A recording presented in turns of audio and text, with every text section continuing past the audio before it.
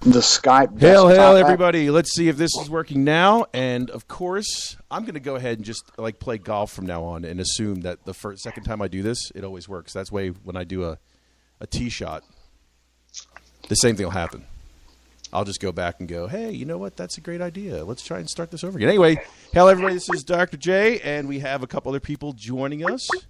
And let's see if we can go ahead and bring everyone in together here.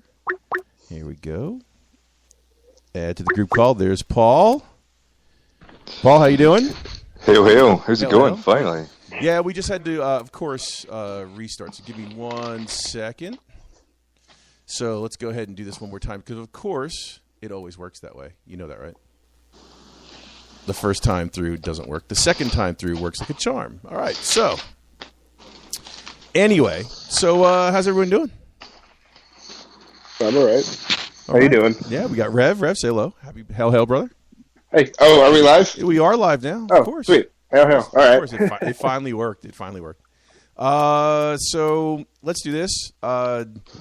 Paul, you're finally back from Scotland.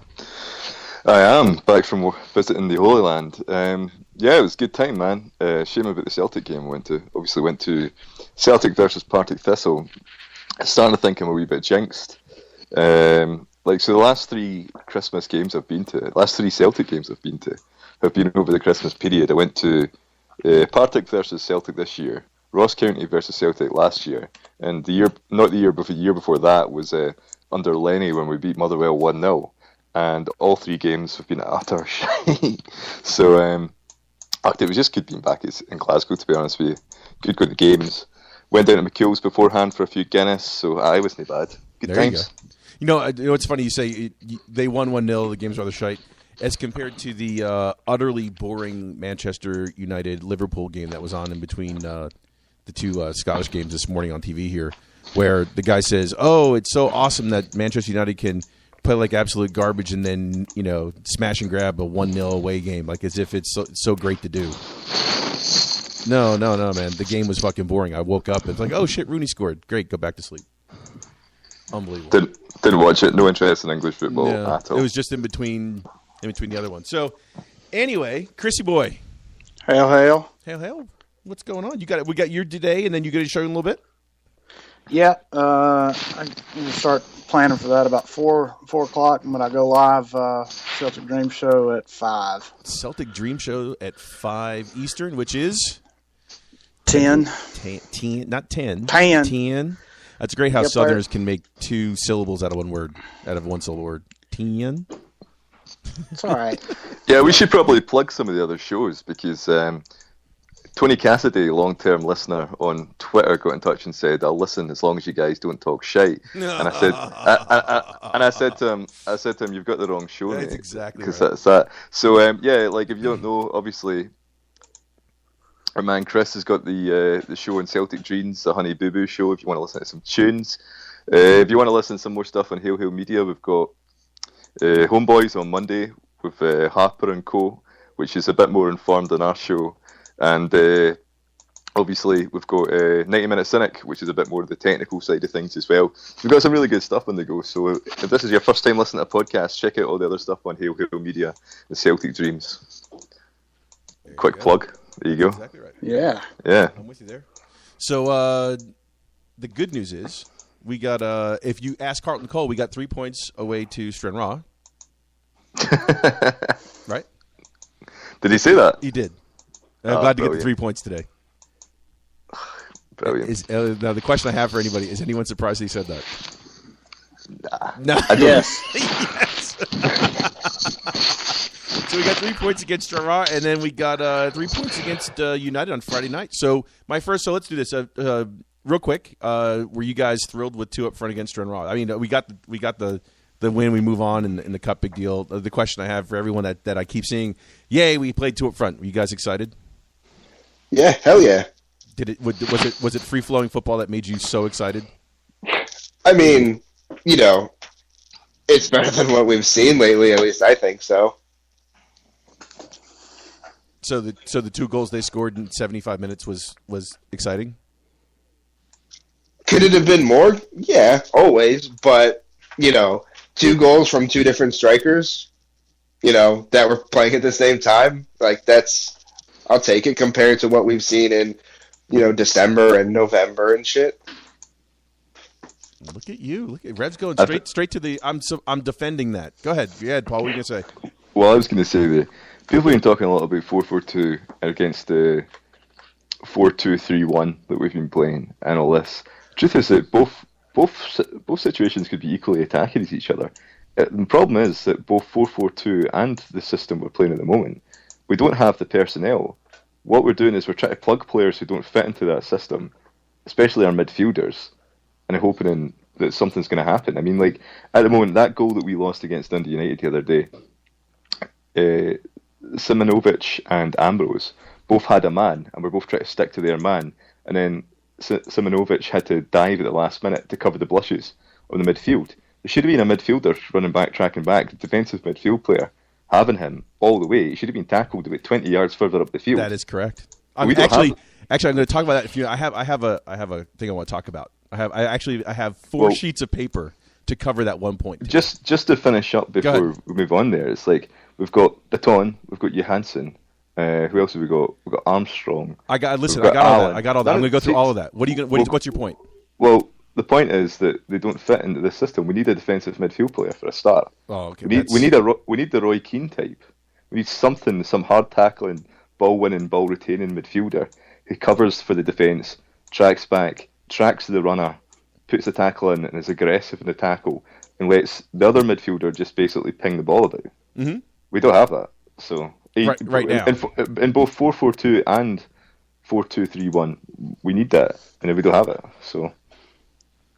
That's true. That's true. I've done like almost 2 hours worth of research on this. It should be fun to go through because I have a comment on that. I think 4-4-2 is going to work with fucking Johansson playing centre midfield. We'll be fucking embarrassed. Yep. Yeah, that's not his perfect. Listen, people. The funny thing about Johansson is people are talking about how awesome he was last year and why is he shit this year. Where did he play last year? Exactly. He plays in the front. That's exactly right. Front centre of the 3. He didn't play in the back. He didn't play defensive mid last year, and that's the reason why. I'm telling people don't look at the formation. I'm honestly believing that. So we did play it at the start because remember the show that we had it was the start of the season and Brendan was on the show with me, my mate, before Rev and Chris were on. Yeah. And we done the analytic thing of watching Johansson and how many times he won the ball, and he only managed to win possession once in 90 minutes, and it's because one of the guys fell over and gave him the ball.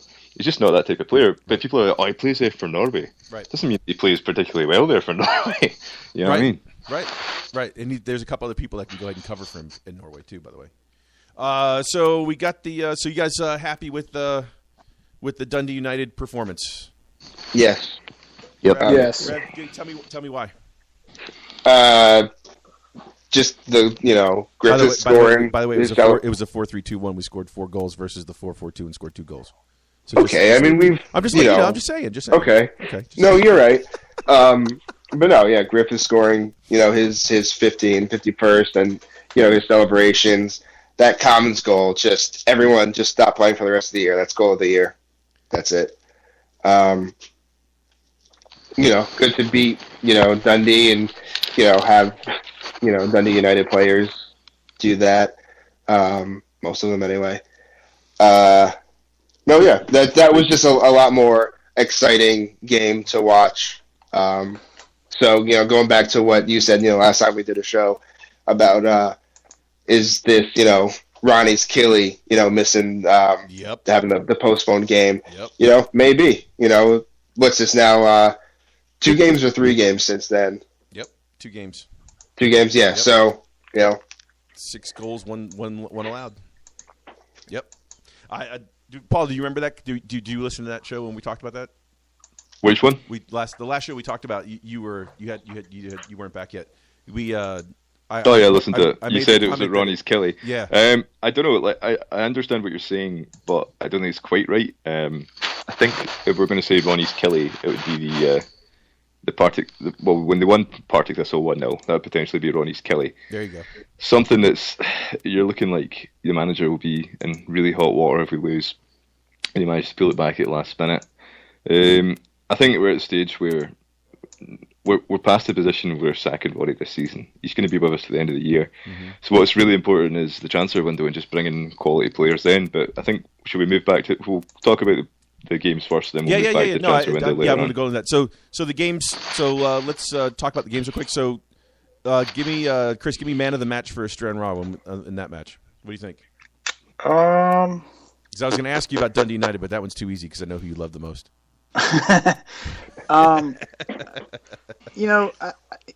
When we played 2 up front with Carlton Cole, you could just see a different intensity. There was more. There was not a whole lot of back passing. Very downhill. And I really think your man of the match for Stranraer was probably I would say Beaton, actually. Just going straight downhill. Yeah.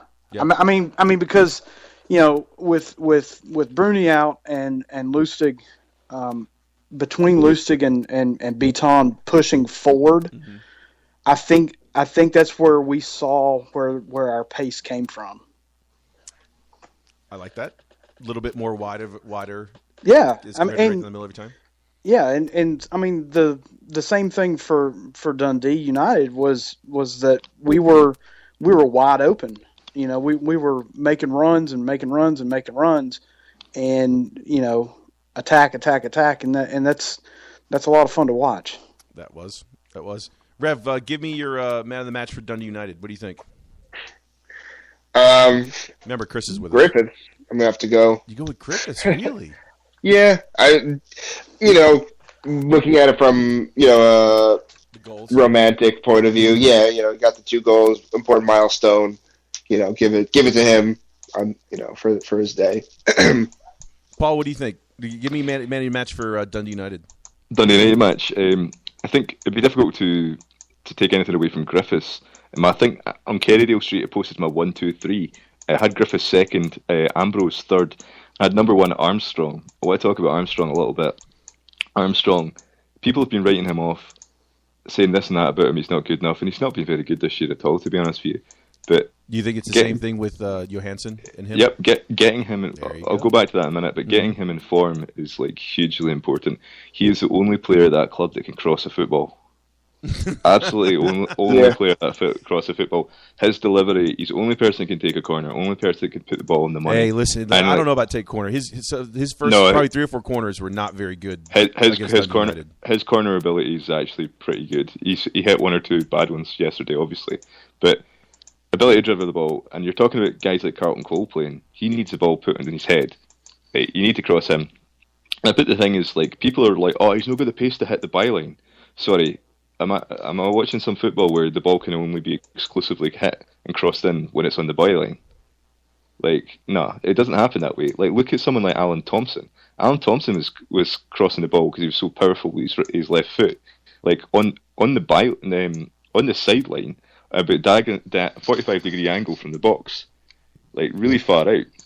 He's the type of guy. Armstrong could be the type of guy where he's not going to hit the byline. He's not that type of player. He's not got that sort of pace. But he's just going to get the ball, be tidy with it, and put a decent cross into the box every time he gets the ball. That's what you want from him. And he's also got the intelligence too, by the way, much better than Izzy. Tierney's been much better compared to Izzy. Yeah, Tierney's a much better crosser of the ball than Izzy. Yes. It couldn't be hard, but because Izzy's appalling. But he's also Armstrong's got 2 things about him where he can cross the ball into the box. Right, we've talked. See Maloney. He got pelters. Oh, he's a one-trick pony. McGeady, he's a one-trick pony. Can you define one-trick pony for me? One-trick pony means that.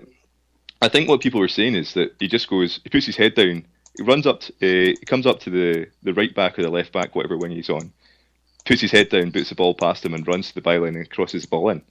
Right. So we've got Armstrong, where he isn't going to be that guy. He's not going to be booting the ball past anybody and chasing with pace and launching it into the box.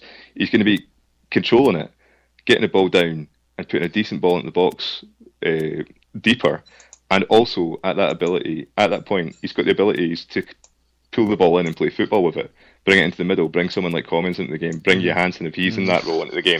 So it's like we have him on one side and a winger on the other. Someone like Forrest on the other side, Armstrong on the other side. Sounds pretty good to me. We improve our game a lot. See, at the minute, we get the ball, we run up the field, we try to pass it into the net over and over again, and we can't cross the ball. So here's plan B. Get a decent ball whipped into the box. Right. And when was the last time we scored? Did someone go back to me and tell me the last time we scored 2 point-blank headers in a row?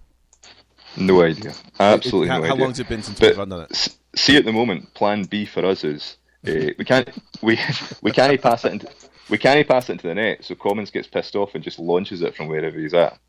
That's plan B. But Griffiths is willing to take a shot from anywhere, though. But how about getting a decent ball into the box is better plan B than just fucking launching it. Yes. Because Commons has just got one idea in his head whenever he gets the ball. I'm just going to launch this. Yes, that's correct. He is. There's nothing wrong with that. And I tweet that. He's a greedy bastard. He really is. He is a greedy I like man. a player that can have a dig. But what we want is to be able to, when we're up the field, let's play football out and try and pass it in the net. Right, that's not working. Let's put it out wide and stretch them out. If you can stretch them out and put a fucking cross in, that takes people out of position. Then you've got fucking Commons to fucking put his laces through it if he wants to as well. Yeah. So whole different dimension where we can actually fucking cross the ball. So let me give you my can I give you my man of the match? I want to give you this because I know, Chris, you got the tape running on this one. Do I have the tape running? Yeah, run the tape on this one. The man of the match against Dundee United. Ambrose. Okay. You guess Ambrose. I am. Yep. I am. Wow. I am. I gotta. He literally. I mean, it's. You know, I'm hold on, time out. I gotta go change my pants. I think I just shit my pants. He was. I mean, listen, he did what he's supposed to do. He made the simple pass. He made the simple defense. I mean, a couple times he stood people up and he took the ball off of somebody's toes. He did what he's supposed to do. What do you want? Did you see his pre-match interview? I did, and that's something I wanted to ask you about too. Is he someone? Let me ask you: Let me ask you this way. It's a jog on. This is my first jog on Yaldi for the day. Is he someone you want out there answering questions? Yaldi. Rev, what do you think? Is the Effie the person you want out there on a presser answering questions to Scottish mainstream media? What did he say? I didn't hear him. It's just. I asked the question because of this, and this is more of a dig on Selk than it is on Effie. If you've ever watched, there's something on Netflix I was flicking through the other day, and I saw this thing about Ryan Giggs and his 6 months in charge of Manchester United, and it's his story. It was supposed to be about his last season. Then he retired, then took over. And it isn't. The comment's not about him. It's about the way Manchester United protected him. So they have a press officer sitting next to Ryan.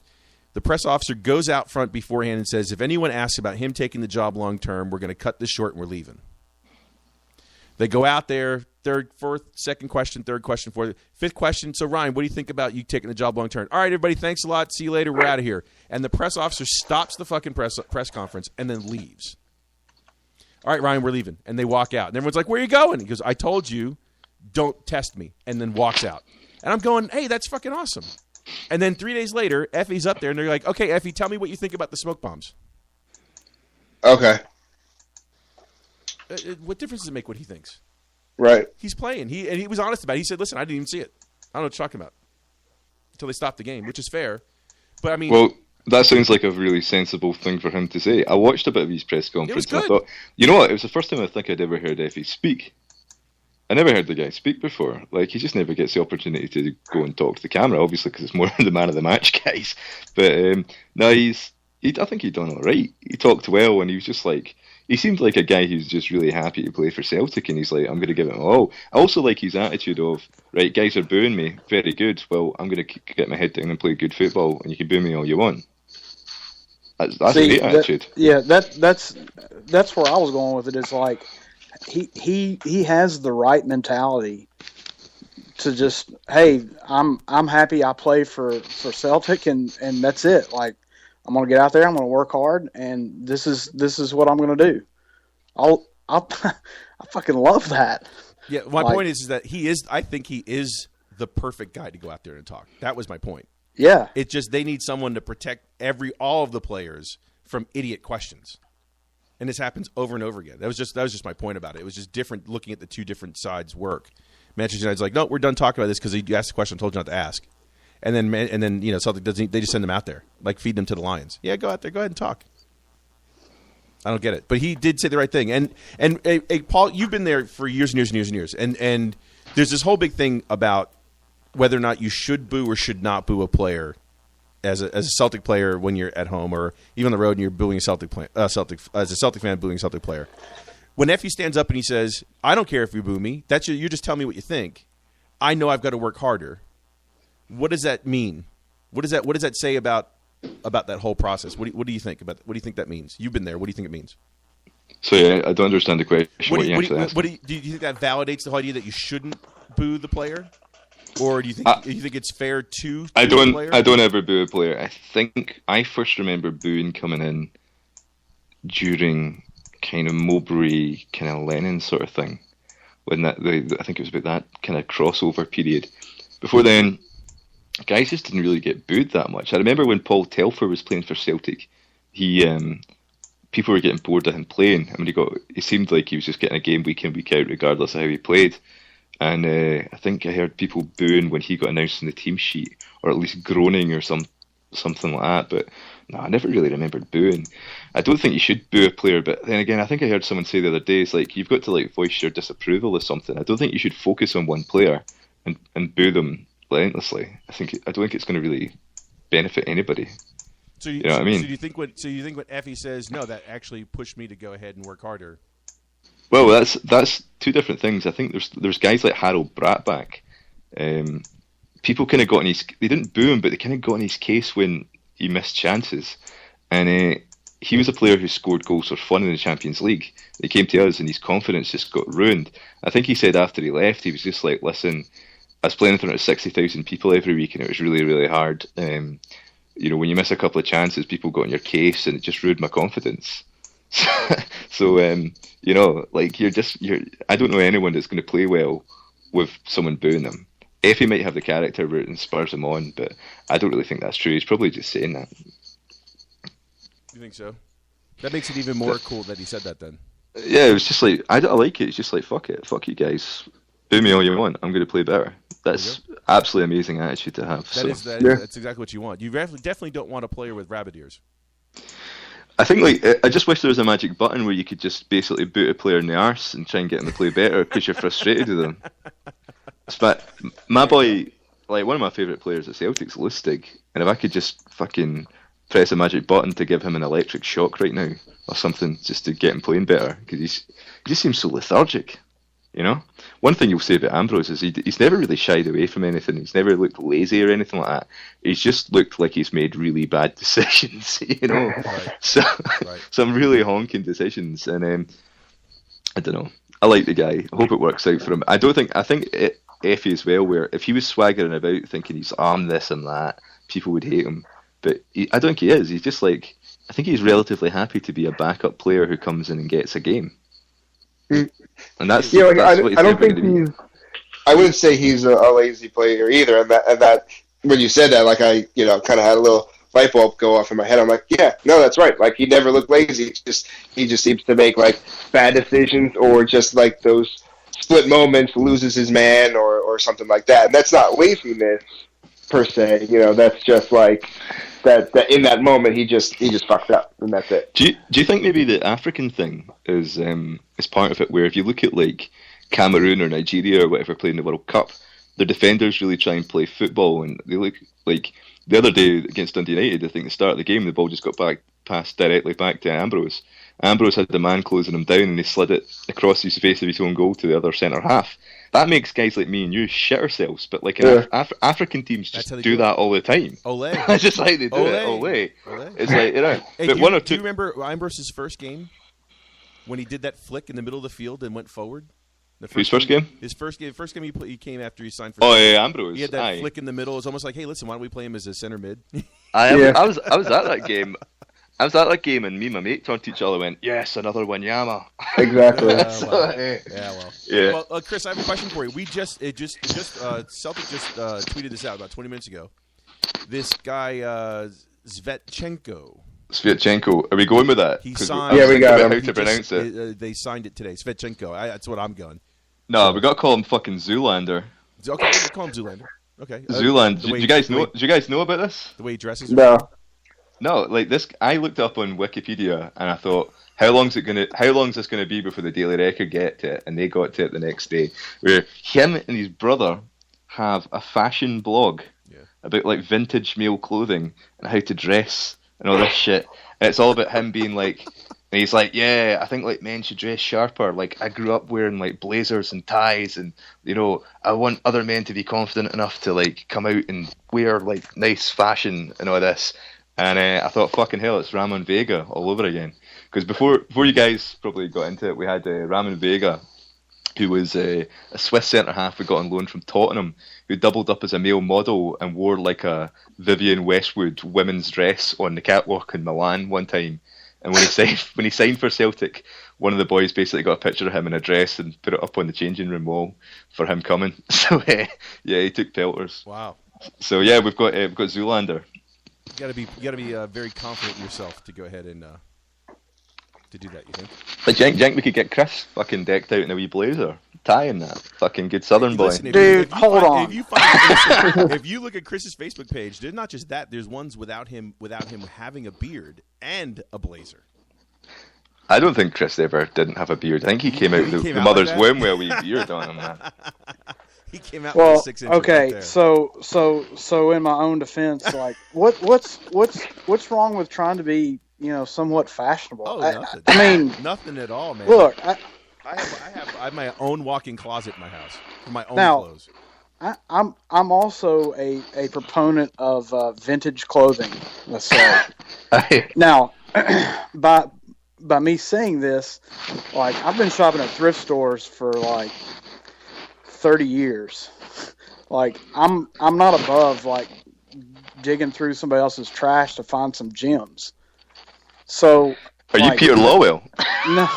Oh. And on that note, he didn't say Manchester City's trash. He just said trash in general.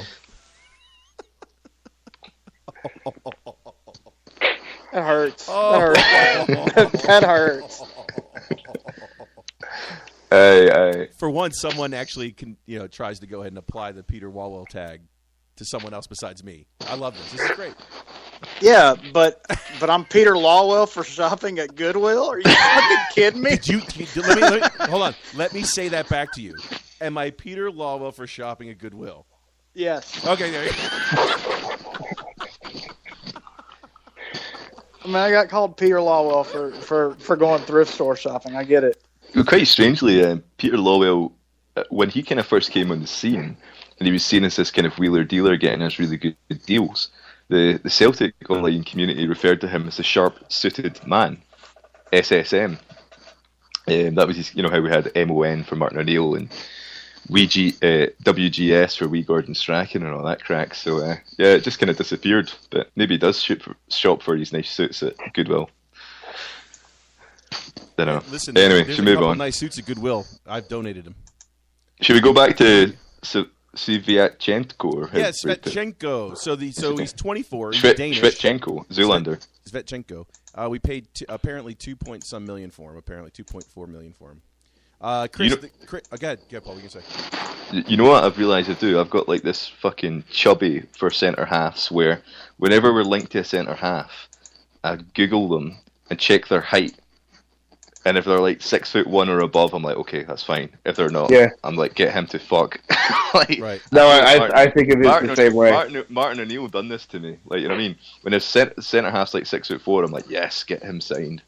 Get him signed. So he's 6'1". Looks like he can play some football. Yeah. As well as they qualified with what Midland? Is that how you say it? Right. So you played for Midland in close enough. Yeah. Well, that's the Moneyball. Next round of Europa. That's the Moneyball team, right? Mm-hmm. They're the guys that are like, we actually use the term Moneyball, and we're like, yeah, we were trying to build a team through that's one blah, blah, blah. Mm-hmm. How long was left in his contract, do we know? I think it was the end of the year. So we paid 1.5 for a guy who's out. So that's maybe that he's actually worth a little bit more than that then. Let me take a look. I'll tell you right now. Hold on one second. It is, let's see. Eric Svetchenko, 1.5. I saw 2 or something like that. Doesn't say off the top of my head. So I'll find him on which one caught on. Yeah, it would be interesting to see when his contract ran out, because if his contract was running out at the end of the year and we paid 1.5 for him, it suggests that he's probably worth a hell of a lot more than that. Whereas if he's got 3 years left in his deal and we paid 1.5 for him, he's worth 1.5 million. Right. So, don't know if we've got some kind of knockdown deal on the guy. I know absolutely nothing about the guy. I'm not going to be pretentious and say that I've watched Danish football. I haven't.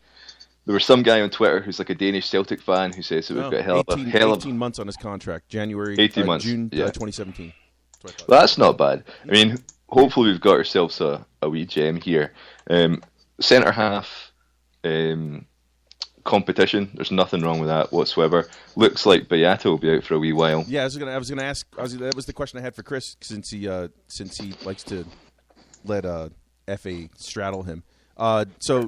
So you got FA, Boyata, O'Connell. Damn, I'm gonna just leave here. So with this guy coming in, you got Svichenko, and you have our other guy over there, Jozo. What do you tell me what you think about? I mean, I haven't seen the guy play. I don't know if you have. No, I have not. What do you, I mean, does that mean Effie goes back to the bench again, you think, if they brought this guy in? I mean, I don't know. I think you probably rotate him in and out. May the best man be the starter. There you go. I mean, that's the only way. I mean, if I'm looking at it through a manager coaching perspective, you know, let the best man win. Right. You know, just keep rotating them until one of them steps up. You know, the cream always rises to the top. So, Rev, have you seen the guy play? You know anything about him? No, I don't know anything. No. But let me ask you a question. Yeah. Regarding, you know, like center back pairings, would you prefer to go with that route and have kind of like an open door round robin of just whoever the two best guys are this week they start, or would you rather like get pairs together to, like, you know, these two guys are pretty much going to be it, you know, minus someone being injured or suspended or something like that? Hey, Paul, answer that one with a history, with an eye on history and the best center pairings being the same thing over and over again versus rotating door. No, you can't have rotating door. I don't think so. Right. I think what you do is you find your top two. However, if someone is noticeably playing badly or injured, you bring someone else in, kind of like an NFL depth chart of what's going on. I would like to say that, like, see Ambrose and Jojo at the moment, I think they're playing relatively well and they're gelling. So I hope they don't just drop Ambrose and just throw him in. I mean, I'm relatively excited to see him play, so I wouldn't really mind. But It'd be nice to see start him on the bench and be like, right, over the next 3 weeks, we're going to try and get you to start. And you've got that time to try and muscle your way into the team. And it's not just a case of, if you're signing for Celtic, you're a starter. It's like you're signing for Celtic from a team that, you know, from what we think is a lesser league. You've got to fight to get in the team. That'd be the perfect fucking attitude to lay out to him for what this club's about. So fingers crossed. I mean, from what I hear, the Danish Celtic fan was like he was the best player in Denmark last year. I know this, so I don't really know what that means. I don't know the quality of Danish football, so just sounds that like we've got a promising, relatively young. 24 is like a good age, I think. Yeah, all, you know, things considered, he should be just about to hit his peak. Yep. Yeah. So 24. Like, hopefully we've got another. He's obviously not that style of player. He looks a lot slighter than someone like Mjällby. But we went away to AIK and bought Johan Mjällby. Nobody really thought this was going to be a huge deal, and the guy was an absolute rock for us for a long time. So yeah, fingers crossed. So whatever, as long as we don't give up any goals, I don't care who's in there. So here's the question for you. The next guy that we're looking at is another winger. The guy's name is Rasmus Falk. Where's he from? I've not heard this one. Rasmus Falk. Apparently, that's the next thing that I've seen. He's 24. He's also Danish, which the whole idea is he's Danish. You bring two guys in together, two Danes. That way they can settle. But together, what do you? I mean, another winger. You guys happy with that one? You think, or what's the story? I wouldn't really worry about the Danes settling in Scotland. The Danes were really well known for settling well. He'll probably speak with a Glaswegian accent by the end of the year. I'm not joking. If you listen to the way that Morten Vigorst or Brian Laudrup at Rangers sounded, they just genuinely sounded Glaswegian. There's a relatively big Danish community in Glasgow, actually, because I knew a Danish girl and she actually became pals with Morten Rasmussen, and they all look out for each other and they all have like kind of social things. So yeah, I wouldn't really worry about that. But regards bringing in another winger, depends on the quality, because I mean you've really got to think that if you're bringing in wingers, you're going to have to get rid of the likes of Forrest or McGregor and all this. So apparently he's from Odense Boldkop, and them, great team.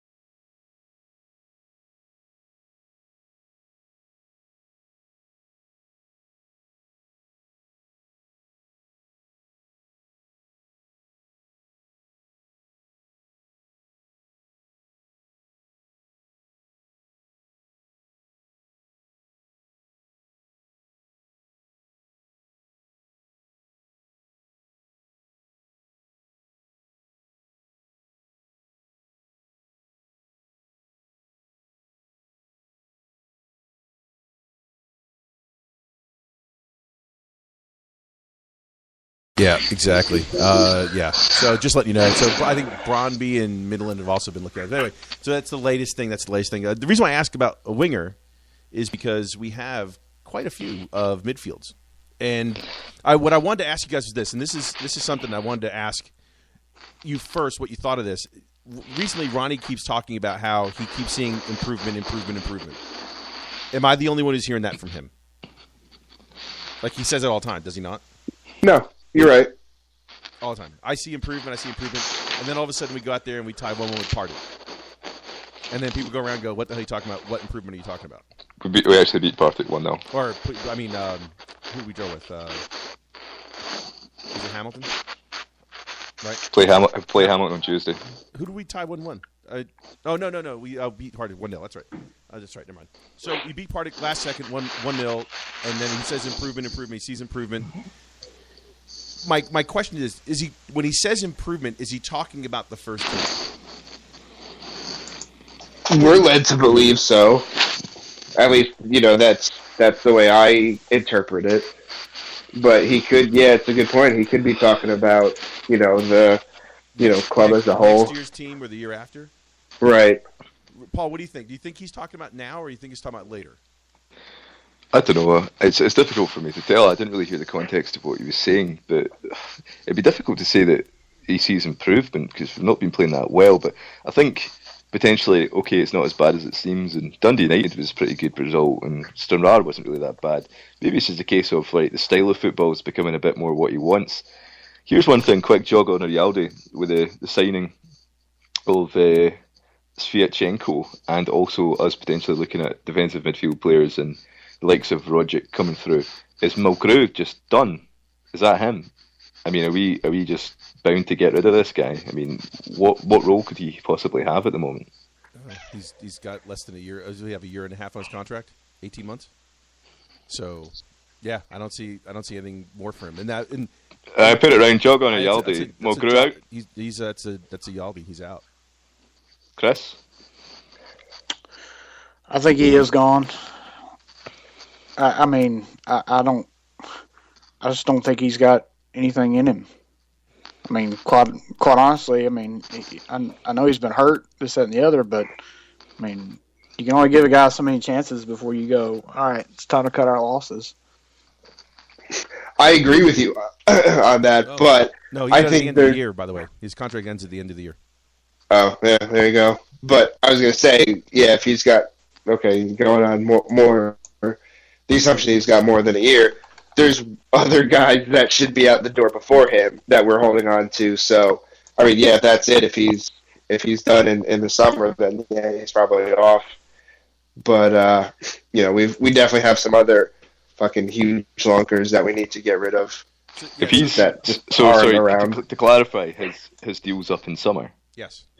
All right, we need to sell him. He's injured just now, though, brutally, isn't he? He's finally back at training. Right, let's just try and get him out the door as quickly as possible, just to get some money back from him. Because I don't really see the point in playing him for the rest of the year. We know what we've got with the guy. I think we're going in a different direction.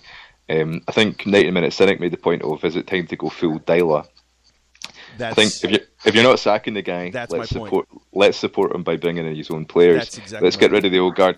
I'm not going to talk about Stokes just now. I want a whole segment on. I have that later. A whole segment. I have that later. I have my Hibs podcast will be on my own personal MB Raw Deep channel later. We'll come back to that because I'm looking forward to talking about Stokes.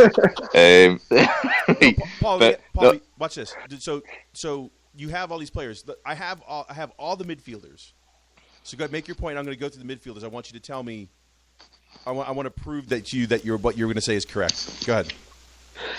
Well, no, the only point I was going to make there is that probably it's time for Mulgrew to leave, and then if we get rid of Commons as well, I like Commons as well. But now my point is this, right? I'm going to ask. The formation that we're playing, instead of trying to jam players who don't fit into the formation into certain roles, let's look at each position in the midfield five and what attributes each position should have, right? So I was thinking that you've got your 2, then you've got your 3, okay? So you've got your 2, which is your deeper players, your more central, okay? So at the moment, that's where like Baton and Johansson have been playing, and Brun played there and everything, right? So one of those guys you'd want to be your hard tackling defensive midfielder. Am I right? I mean, am I playing too much Championship Manager here? Or you'd want a guy who's like, I'm going to tackle everything that moves. I'm going to be tenacious. I'm going to track guys back. I'm going to win the ball. I'm going to break up play, which is essential. And then I'm going to just retain possession. And I'm not going to be like, I'm not the creative player. I'm not really the guy going forward. I'm just the defensive guy. Then you've got the other guy beside him. You'd want who'd be the central guy, who'd be pinging passes about, moving the ball about quickly, distributing the ball about to the wings and forward, and moving the ball forward. And he'd be supported by a defensive midfielder. Is that a fair assessment of what you'd want? Yes. Yeah. All right. So, like, out of those two players, you'd say one would be like your Roy Keane, and one would be like your Pirlo or your Pep Guardiola, out of famous players. That's the type of style of player you'd want. Obviously, Celtic aren't going to get the quality of that, but in those moulds. Now, out of the players that we've got at the minute, I don't think anyone fits in the defensive midfielder role. I'd say Baton could possibly be the central midfielder who plays alongside the defensive midfielder, but he's not that. He's not. He's not that get stuck in guy. Okay, what the thing is, right, see, then we've got the two wingers, which we'll come back to. We've got the central midfielder, but Johansson played very well in the last season, playing in that central role. He's not been playing that role this year. We've had Rogic play there, we've had, who else? Listen, Commons. Here you go, Paul, watch this. I'll give you a guess. Between 1 and 20, how many players do we have listed with our team right now that are midfielders? Probably about 18. 9 players are midfielders. Chrissy, what do you think? I'd say it's a little bit lower. I'd say about 12. It's 15. Okay. Yeah. Fucking hell. It's 15. Now watch, Paul. I'm going to go through the list. You tell me, winger, center, defensive, or attacker. We'll just go through the list. Okay. Okay. Armstrong, where is he best at? Outside left, I would say. Really? You think so? Yep. Yeah, where would you play him? I'd play him. I think he's more of our defensive midfield. I think he's more defensive. Sorry, Armstrong. Yeah, Armstrong. Sorry. Definitely not the defensive midfield playing role. Absolutely 100% not that. You don't think so? I'd play him central, or because of his ability to cross the ball, I'd play him out wide. So either the left or the right. And people keep on saying, "Oh, he's wasted out there," but I think his delivery gives him something. But I definitely do not think he's a defensive midfield player. I think he could play in the middle, but alongside the hard tackler. Okay. Okay. GMS. Jeremy, without a shadow of a doubt, he's the winger. Winger, correct. Now here are the two that we haven't seen a lot of yet. Ryan Christie. I've not seen enough of him at Cali Thistle to really do it justice, but I hear that he's the kind of winger or the centre. Yes, he's another one of the center mid guys. And then now you have Scott Allen. Scott Allen, I fancy him as the number 10. The what Johansson played last year. Yep. And then you have Rogic. I'd either have him in the centre midfielder alongside the defensive midfield player role or the centre attacker. Right, another Armstrong type player, right? Yeah. Right. Yep. McGregor. Outside left. Or, another winger type kid. Forrest, another winger. Yep. Bitton. Centre midfielder, not the defensive midfield player, just the guy beside him. Yep. Then you have Joe Thompson on the outside.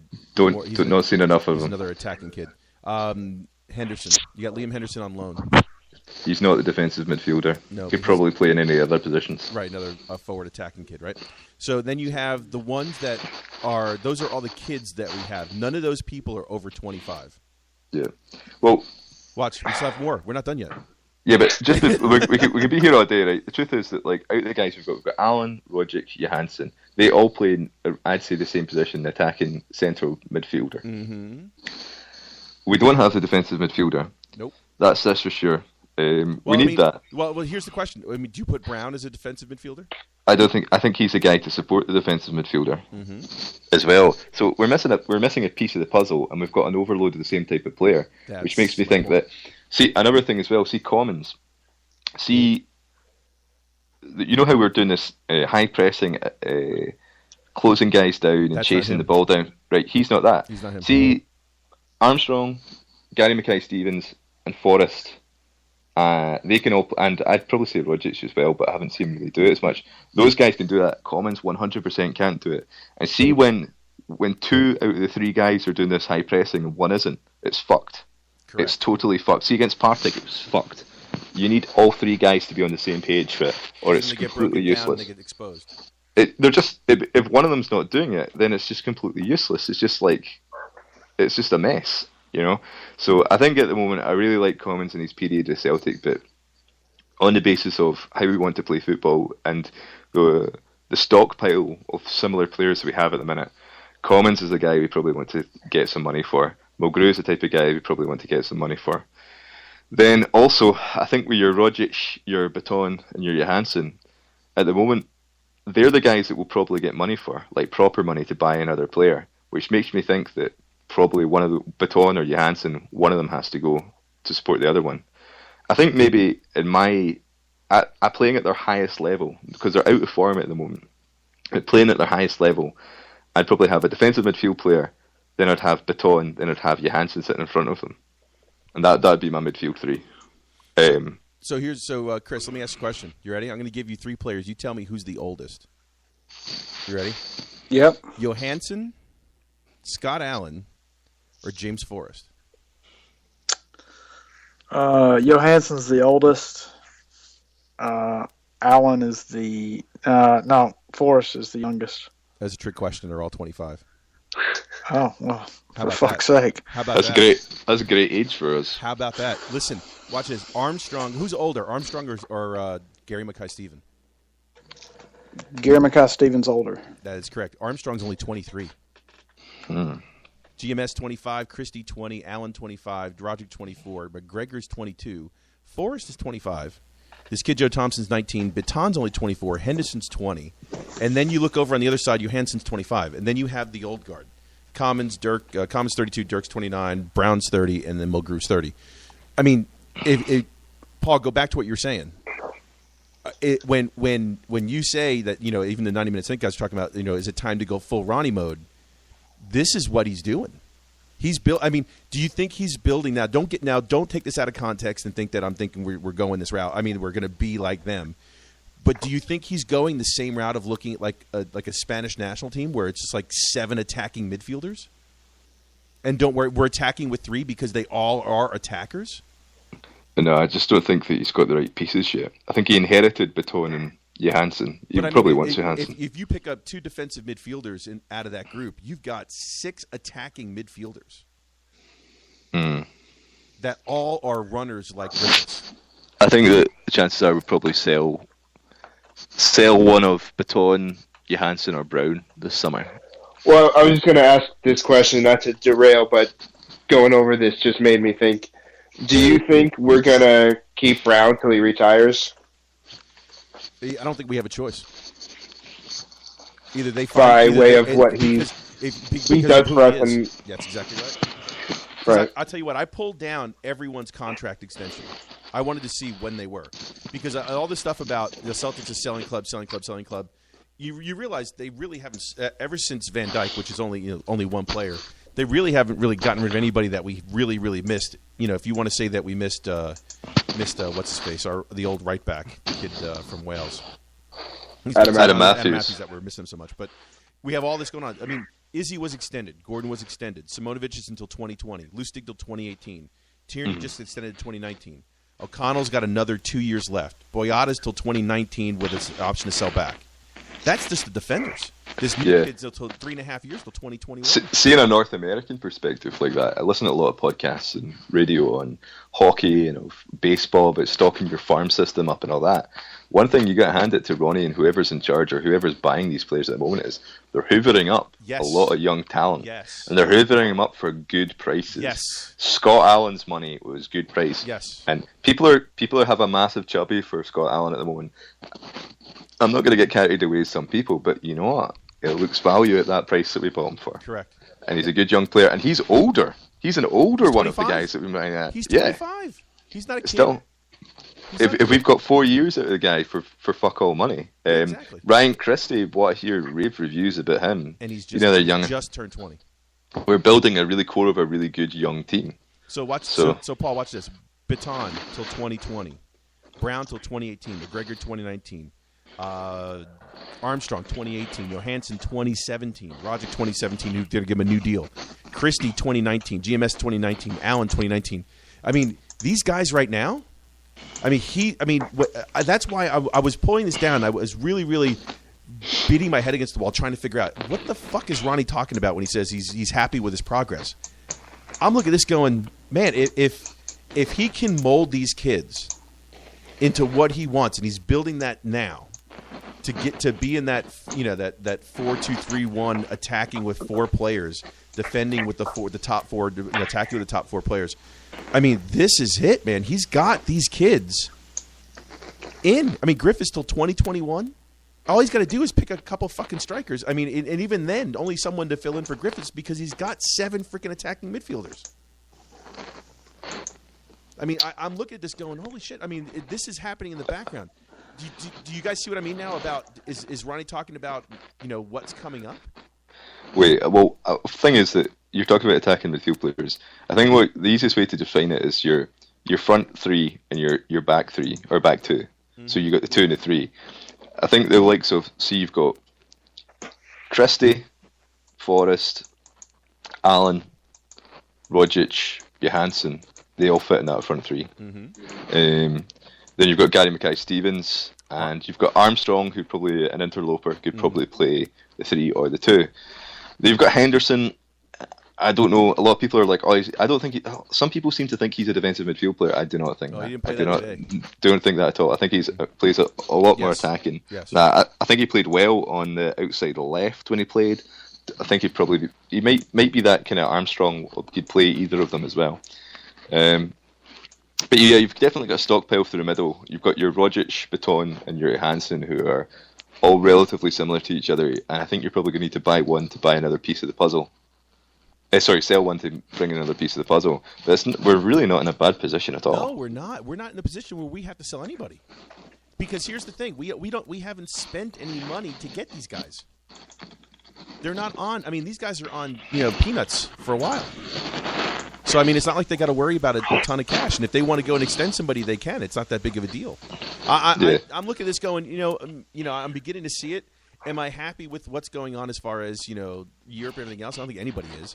But if you don't, I mean, if you didn't know this was the case and you didn't know, you're just going back and you're looking at it, at what the results are now, and Ronnie's saying, "Oh yeah, we're regressing."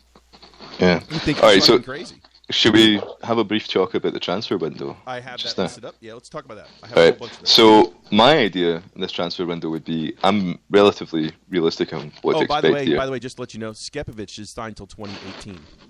Did I see him on the bench the other day? Yeah.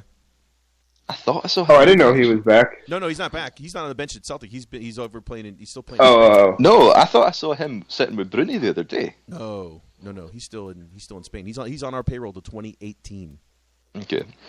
So just I wouldn't really mind seeing the Skep back. Well, I was going to ask you. So the transfers. I was going to talk about the people we have out and whether you want to bring them back. But right. Well, forget about that for now. I'd say that, like, obviously you've got your Bo Richters that you want rid of, right. But I think it's maybe time to get rid of Mulgrew just for whatever money you can get from him. He's been a good servant of the club. Shake his hand.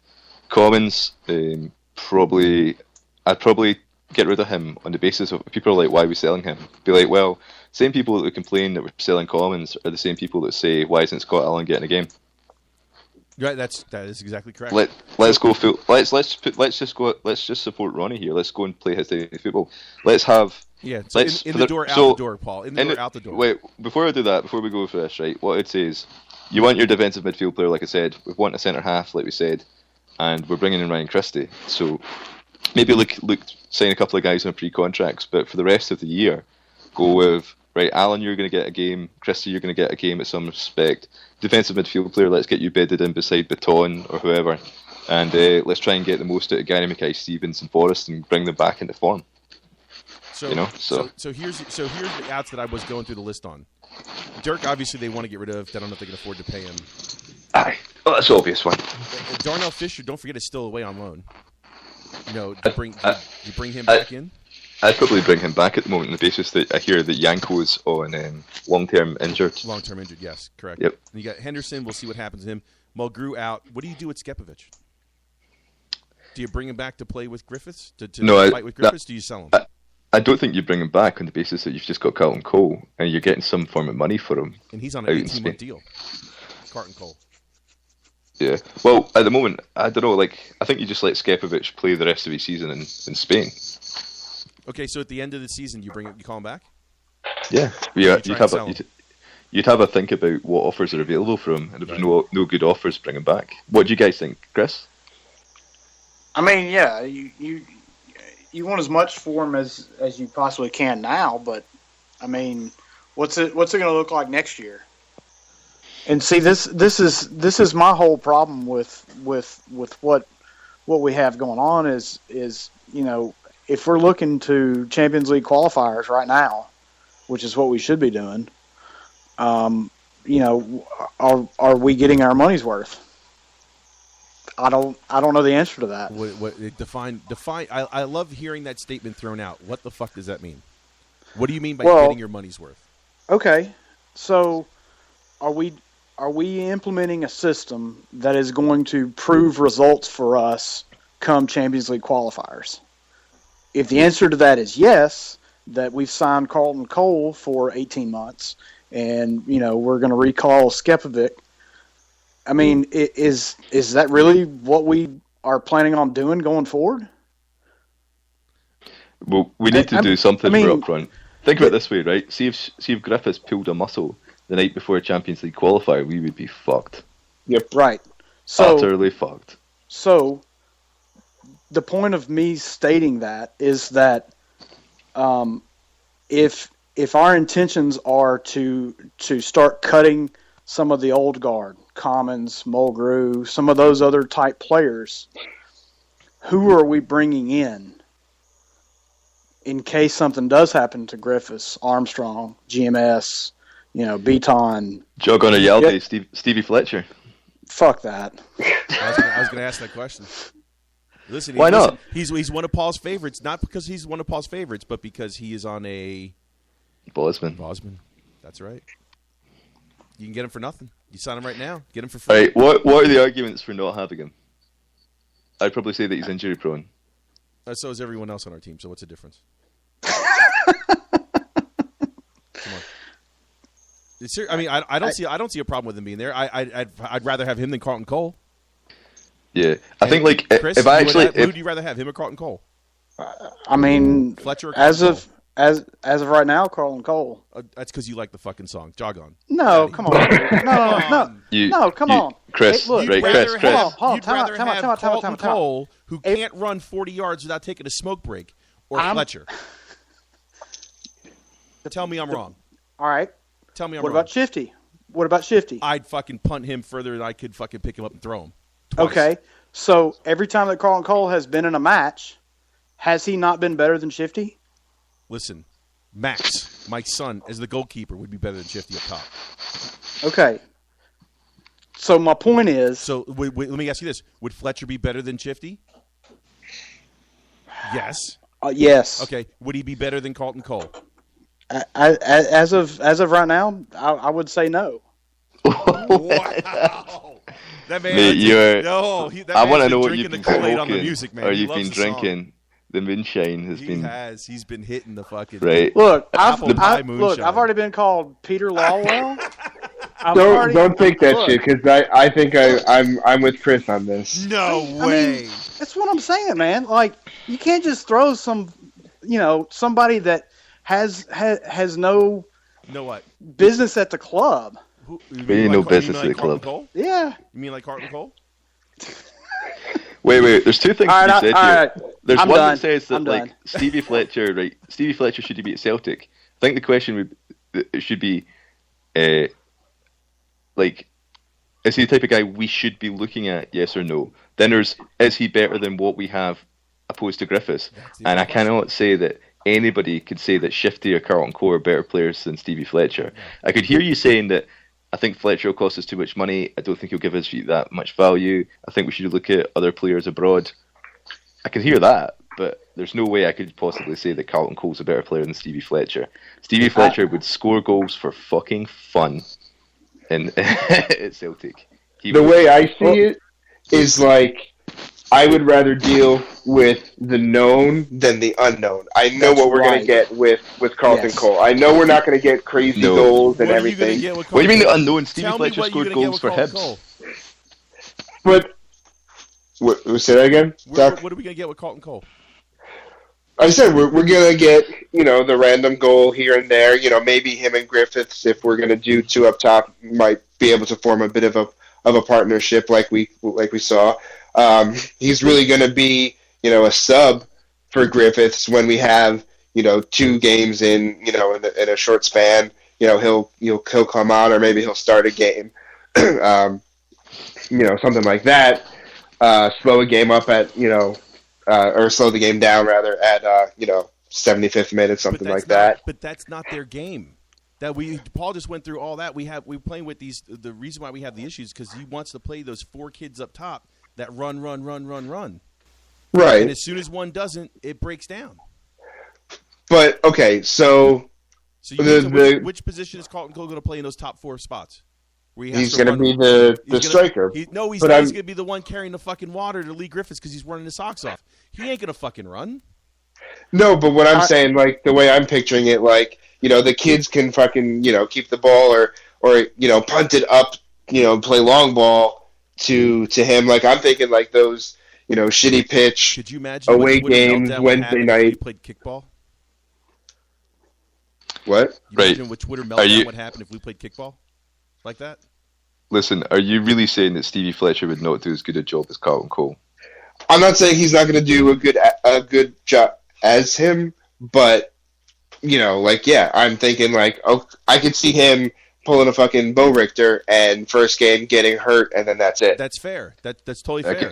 That's fair. That's what I mean by the unknown. I know what Carlton Cole is going to be like. I'm not expecting much from him, but that's what I'm saying. I know. I'm going to role play Carlton Cole. You ready?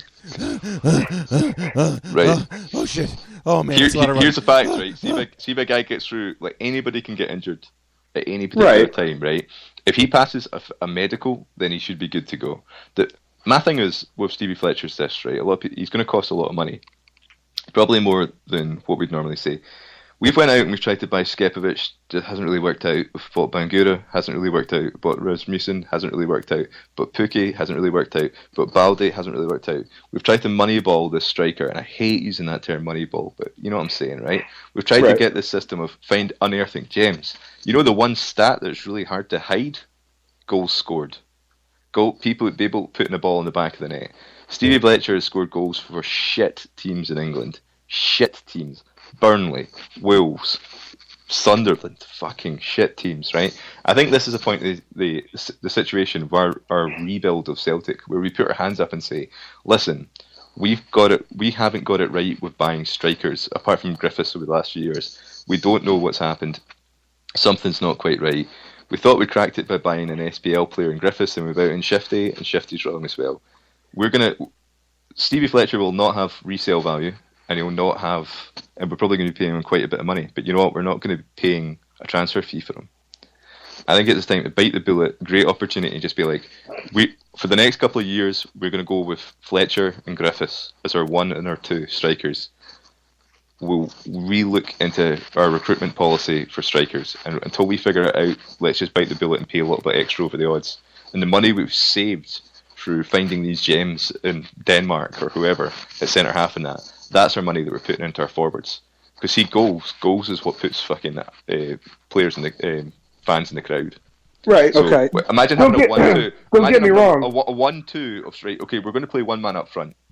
If we went to 2 men up front, Fletcher and fucking Griffiths would score for fun, man.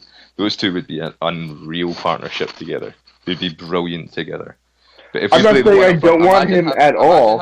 Imagine having the competition at Celtic where Griffiths is looking over his shoulder because Stevie Fletcher's going to take his place. Yeah, I don't have Stevie to. That's happening right now in Scotland national team. Exactly. Yep.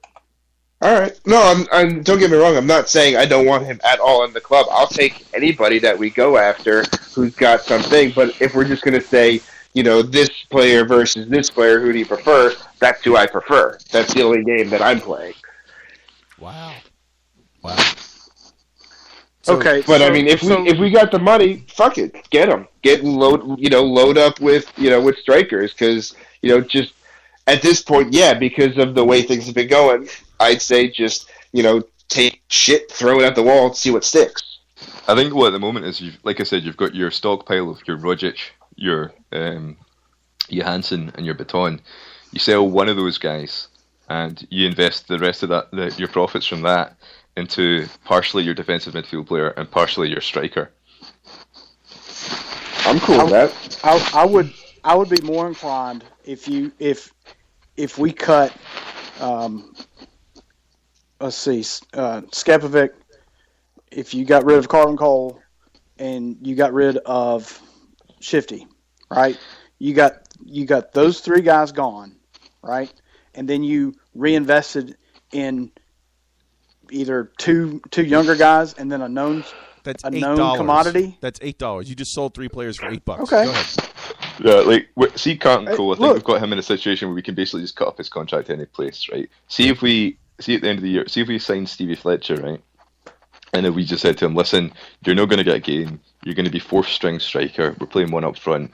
He'd probably just shake his hand and he'd go and get a deal in Major League Soccer, which is where he was going to go before he signed for us at the moment. Who, Cole, you said? Carlton Cole, yeah. I think that's pretty much that's where he's at in his career. Yeah, he'd be awesome over at Red Bull. And you know what? Like, see at the minute, also on the flip side of that, see if we brought in Stevie Fletcher and we had Griffiths, and see Carlton Cole, it'd be like, Carlton Cole, you're our third man.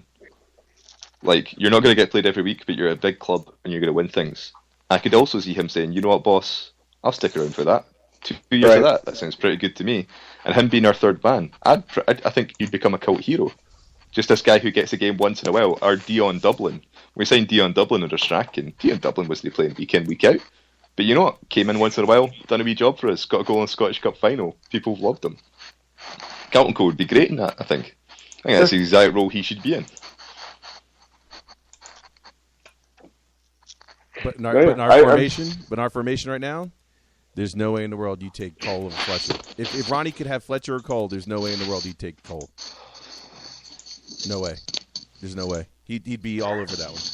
All over that. So anyway, so we have next thing on transfer market thing. Paul, you ready? The conversation about this O'Halloran kid from St. Johnston. Oh, here we go. What do you think? No, I think we can make that a jog on our Yaldi if you want the Daily Record's now becoming just a full-out Rangers fanzine, where they're trying to put pressure on St Johnstone to sell to Rangers for nothing. Like Sean at Liberty Celtic brought this point up the other day. Is like St Johnstone just sold their best player the other year, Stevie May, to England for quite a bit of money. Not I don't think it was $1 million or that, but a good couple of $100,000. So they sold their best player for a good, $500,000 or something like that, $700,000.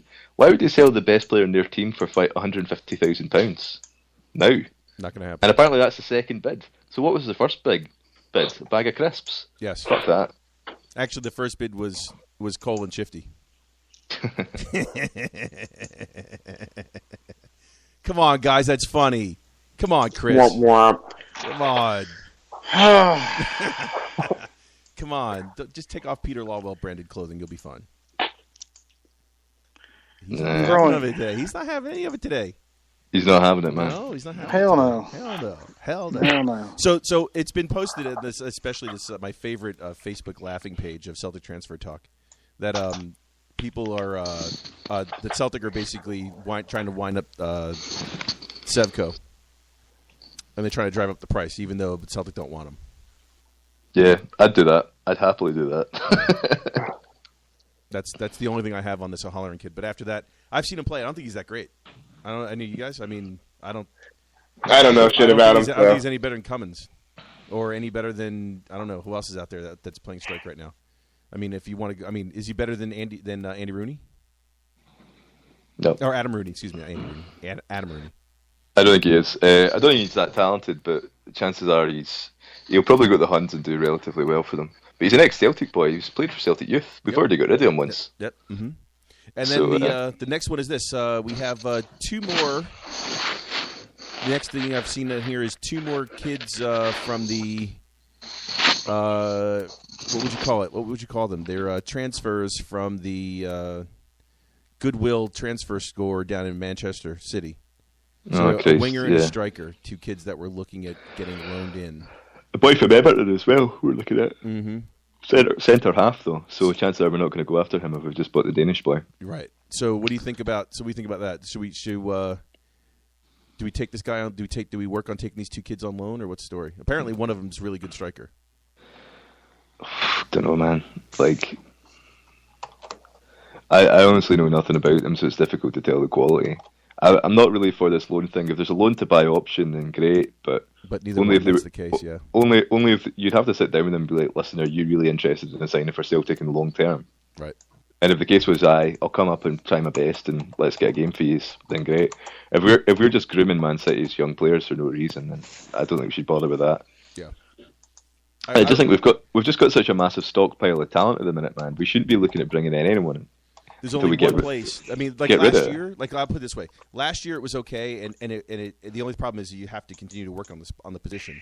But I mean, what's his name? Denier last year, that was a perfect spot to bring him in. We know we're not going to spend $10 million on the kid. He comes in, he fills a spot. They play really, really well together. Whatever. I don't mind that one. As a striker, Griffiths and whoever and Nesbitt up front that we're trying to go ahead and develop our own kid, then I have a problem with it. I don't think Nesbitt's actually ever going to be a striker. From what I hear, he's more of a white man. I don't know. He keeps scoring on freaking. He keeps scoring, but yeah, I don't know I actually don't know if Nesbitt's going to work out at Celtic, to be honest with you. But yeah, I don't know. I just don't see the point in grooming another team's talent when we've got the likes. So if we just signed Christie, Gary Mackay-Stevens and Armstrong are out of form. It'd be nice to try and get them back into form. They're young players that are with us. We've signed long term. We've got your man Rogic and Johansson and Baton. All young, all on long-term deals. I just don't see the point in bringing in other guys. Strikers as well. I mean, you're better. I think maybe the striker is probably the one you would bring in as a backup to Griffiths at the minute. But you'd have to be fucking magic to really want him. Yeah, I'm with you. So I've got a couple somethings or nothing, guys. You guys want to go through this? You tell me. I'll tell you a story. You tell me whether it's something or nothing. The comment: Griffiths obviously scored his 50th goal the other day, the fastest in the modern era. 50 and 60 starts, not bad, right? The conversation in the media about him staying and then becoming a future legend at Celtic. You think that's something or nothing? Chris, what do you think? As of right now, it's probably nothing. Down the road, it may be something. I mean, whatever. Whatever. Rev? Yeah, it's kind of borderline, I think. I think the potential is there. I think it's a good possibility. But you know how quickly people, get their head a little big, and then they're gone. If you would have told me this about, Gary Hooper, 5 years ago, I would have said, hell yeah, he'll still be here and, scoring goals for us in the, Champions League in 5-6 years. But, obviously we saw what happened with that. But no, I think the potential is definitely there. And, like I said, on the last show, I wanted to see him get to 140. Yeah. Or 40, excuse me, and for the year. Yeah. Yeah. So let me ask you this before I go to Paul. So what's the difference between Hooper and when you say that? What's the difference between Hooper and Griffiths? As far as, well, you said Hooper didn't want to stay. Griffiths, obviously signed an extension. What do you think the difference is? Well, one, country of origin. Hooper wanted to, play in England, and that's where he's from. You can't blame him. He wanted to play for the national team. You can't blame him. Right. Exactly. That's huge. But I think with the same thing with another difference with Griffiths. Like, this was his renaissance. He had to kind of remake himself as a man off the field, and needed on-field success to do that. And we were kind of the perfect club. We needed him, and he needed us. You know what I mean? Yep. Like, he kind of needed that spotlight to excel in, and then reinvent himself off the pitch. Paul, what do you think? Something or nothing about him being called a future legend? I'll tell you what, I was trying to find it there on Twitter. Someone posted up the first to 50 goals and the breakdown of their goals, and compared it to Larson, Hooper, Hartson, a bunch of other guys. Mm-hmm. One thing is Griffiths is out of that breakdown of these 50 goals. Two things is that less starts, had way less starts than the rest of them. Obviously had a bunch off the bench, but not as much game time. Secondly, hardly any penalties. Yeah. You know what I mean? Six, I think it was, right? Yeah, I think it was something like out of Larson, God bless Larson, like he had 9 out of 50 were penalties. And Hooper was like that as well, but I think he scored 1 penalty out of the 50 or something like that. So no, he scored more than 1 penalty, but it wasn't as much anyway. But yeah, no, he's the type of player we need at Celtic. He's the type of guy where he's been down south already, hasn't really worked out for him. I think though there's guys, see at Celtic right now, we've got a position where we see guys who've got a bit of talent. It's not worked out for them at other clubs, and we take them and rebuild them into something. And that's the guys that we'll get the most loyalty out of. And if he stays loyal to Celtic and just stays up here, man, he could be scoring goals for a long time for us. He's crazy young as well, is he not? Was he not 24, 25? Yeah, he's a baby. So, even though he's had hair transplants already in that. Yeah, you know? and they're beginning to take, which, by the way, looks pretty good. By the way, you did choose him in the hair competition, him and Stokes won. But anyway, so Stokes' hair is better, but we'll go back to Stokes later on. Okay, so here's the deal. So check this out. So the guy from Agent Scotland on Twitter basically threw this out. Here's Adam Rooney's career. 81 starts, 14 subs, 52 goals, 13 pens. Okay? This year for Griffiths, 16 starts, 2 subs, 17 goals. 9 goals first scorer, only 3 pens. And he's got the full number down here. Hold on one second. I'll get to it in a second. He tweeted that thing out a little while ago. Here's Griffiths in the 50th goal. Larson, 84 games, 82 starts, 2 subs, 35 individual games, 17 first goal scorer, 8 pens. Okay? Griffiths, that's to 50 goals. 8 pens and 50 goals. Griffiths, 86 games, 60 starts compared to Larson's 82 starts. 26 subs, 39 individual games, 21 times first goal scorer, more than Larson. 3 hat tricks, same number of hat tricks, only 5 pens. Hooper did get 50 goals in 86 games, started 81 times, 20 times first goal scorer, and only 2 pens. Wow. Wow, that's big. McDonald did it in 95 games, Hartson 99 games, Stokes in 110, Commons in 113, Sutton 116, Samaras 180. And even then, Commons has 7 pens in that time frame to get to 50 goals. Stokes 5, Hartson 3, McDonald 2, Samaras 3, and Sutton 2. That's high company right there.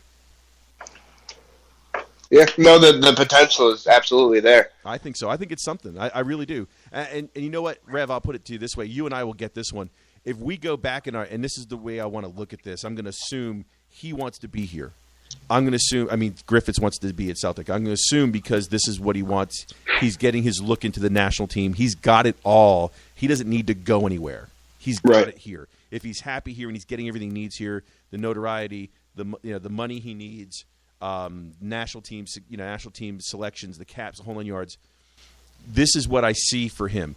I see for him no different than when we look, if we time frame we teleport ourselves back to 1996 and we look at a young Derek Jeter and we go, oh my God, look at this guy.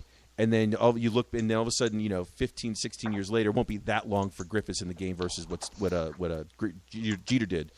But you don't look at Jeter in 1996 with his high fade haircut thinking he's going to be in Hall of Famer. Right. And then he puts down the numbers. He just basically put his head down, signed his long-term deal, and stayed and got everything he needed. I honestly believe I see the same exact thing for Griffiths that I do the thing that happened for Jeter. Yeah, I could definitely see it happening. And yeah, you said if he's getting everything he needs and he's satisfied and he's happy here, when you said before about taking players and kind of reforming them and stuff, I just pictured these lost homeless dogs and stuff, and Celtics the guy who takes in all these dogs, and gives them a bath, gives them a full stomach and stuff, and now they're happy little puppies and shit. So that's kind of what I'm picturing. And if it's working for us and we're getting the loyalty out of these players, then hey, fuck it. I like that model, because New England Patriots, baby. As much as I hate the New England Patriots, exactly, they do that. Exactly. They are successful. They go out and get someone and say, "Listen, you've been a troublemaker elsewhere. Yep. You're the Patriots now. Stop all that shit, and we're going to make you a player." And that's what they do. Yep. The old Raiders the same way. Tell you what, there was a guy for Hibs that Celtic signed called John Collins, and he was an absolute bam, getting sent off all the time for Hibs, and just an absolute wee dick. And Celtic signed him, and he turned into a Celtic hero. And if he stayed at Celtic, he would have been a Celtic legend. So, I mean, if Griffiths sticks around, you think he's starting to make a transition from, just an average Celtic player into a bit of a Celtic hero. Like, I think the young kids really like him, and he's becoming pretty much a poster boy for banging in the goals. His finishing is fantastic, and if he stuck around, I think he's got a real chance to be one of the top players that we've had in a long time. So, Paul, here's a quick over/under for you. Now that we all love him and think he could do it, 18 months over/under before the conversation starts about him going somewhere. Oh, they'll start talking about him going somewhere in a week. Under. Didn't it start already? It's already started, man. Yeah. Well, he just signed a deal the other day. So he just signed till 2020, another 3.5-year deal. They'll already start talking about him going somewhere else. So you know what I mean? So Jagan or Yaldi, he finishes his contract out with Celtic. It's so difficult to tell at Celtic where there's injuries. There. I think assuming no injuries, assuming he plays through it all. I don't think there's going to be. I don't think Ronnie will be here in 2 years' time. There may be a new manager. New manager might want to cash in on someone else, cash in on him and bring in his own guys. That's what I'm thinking. Yeah. Okay, let me put it this way. Let's assume he keeps up this vein of form for a percentage of time, and he ends up at a quicker goal scoring pace than Larson, which is basically what he's on right now. A new manager comes in and says, "I have to sell him." You think that's going to go over well? I mean, that didn't go over well trying to get rid of Commons. I mean, I can see him kind of being like Bruni. Like, he's survived, 4 managers now. Yeah. I mean, he's, now he's, been the captain last few years. And so obviously that's, you're going to be one of the last people to go when a manager comes in. But, maybe, who knows, Brown's done in, let's say, 2-3 years. And Griffiths is at that hero level status. Maybe he gets the armband. Yeah. Well, he's only 20. He'll be 26. Yeah. He'll be 29 by the time he's done. 29 by the time he finishes this contract. Or no, it'll be I could definitely still see him being here. I think. But I think they sell him before the end of that. You do? I do. I think they sell him.